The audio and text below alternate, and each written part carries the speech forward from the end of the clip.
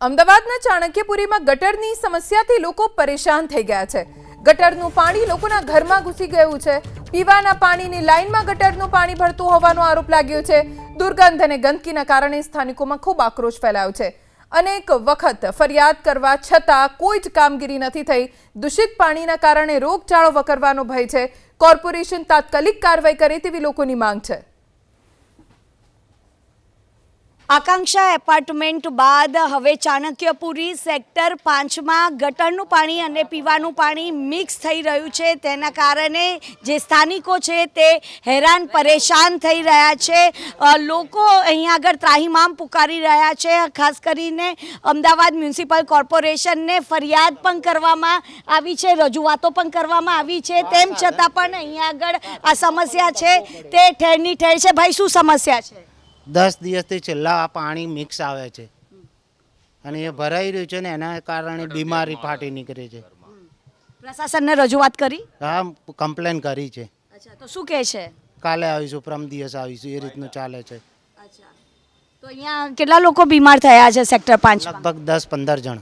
અચ્છા, ઝાડા ઉલટી ને એ રીતનું।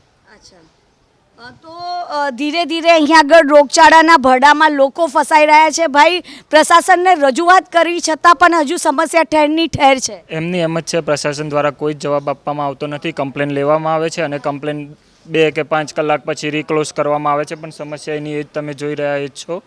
અને સ્ટ્રીટ લાઇટમાં પણ પ્રોબ્લેમ છે। 15 દિવસથી સ્ટ્રીટ લાઇટ બંધ છે। ગટરનું પાણી અને પીવાનું પાણી કેટલા દિવસથી મિક્સ થઈ રહ્યું છે? 7 દિવસથી મિક્સ થઈ રહ્યું છે।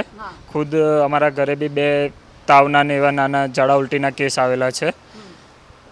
અચ્છા, અહીંયા ઘરની બહાર પણ ગટરનું પાણી અહીંયા આગળ જોવા મળી રહ્યું છે। હજુ તો ચોમાસાની શરૂઆત જ નથી થઈ, તેમ છતાં આ પરિસ્થિતિ છે। તો પરિસ્થિતિ ખરાબ જ છે। સોમા પહેલાં પરિસ્થિતિ આવી ખરાબ, સોમામાં તો પગ મૂકે એવું જ નહીં રહે। હાલ મારા બાબા બીમાર છે, ઝાડા ઉલટીનો કેસ હમણાં હોસ્પિટલમાં હાલ દાખલ જ છે। એટલે લગભગ 15 દિવસથી બીમાર છે। ઝાડા ઉલટી 2 થી 4 વાર તો થઈ રહ્યા। હાલ એને હોસ્પિટલ દાખલ કરી દીધું। આ પાણી પીધા પછી જ અને આ ગટર ઉભરાય, પાણી સોમાવાનું ભરાય।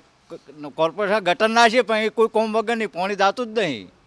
ગટરો નાખી પહેલાં અત્યારે બંધ છે, લગભગ કચરાની ભરેલી છે, એટલે પાણી પણ પમ્પિંગ મૂક્યો તો પાણી પાછું આવે ગટરમાં, બેક મારે છે। આકાશ પરિસરની અમે તમે કરતા જજો, ન્યૂઝ ખબર પડી રહી।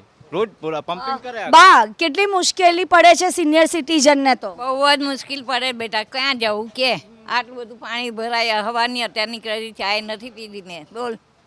બહુ તકલીફ છે મારે તો। છોકરો પાછો કશું કમાતો નથી બેટા, તો દૂરવાળા ઘરમાં પાણી, ગઈ સાલ તો ઘરમાં પાણી આવી ગયું, તો આમના ઘરે અઠવાડિયું રહ્યા, તોય કોઈ આવ્યું નહીં અમારી ખબર લેવા।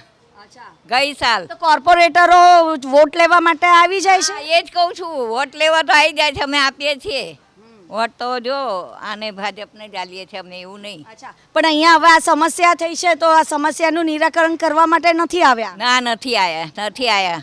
આવું ના જોઈએ ને। હું તો એટલી હેરાન થઉં છું। મારી કેટલી ઉંમર 62 વર્ષની થઈ, હું એટલી કંટાળી જઉં છું બેટા। હવાની અત્યારે મને પેલા વિજય બૂમ પાડી કે બા આવો ને અંદર।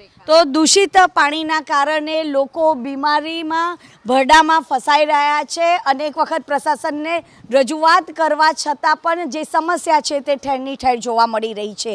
કેમેરામેન જયરામ રબારી સાથે રાજલ બારોટ, ABP અસ્મિતા, અમદાવાદ।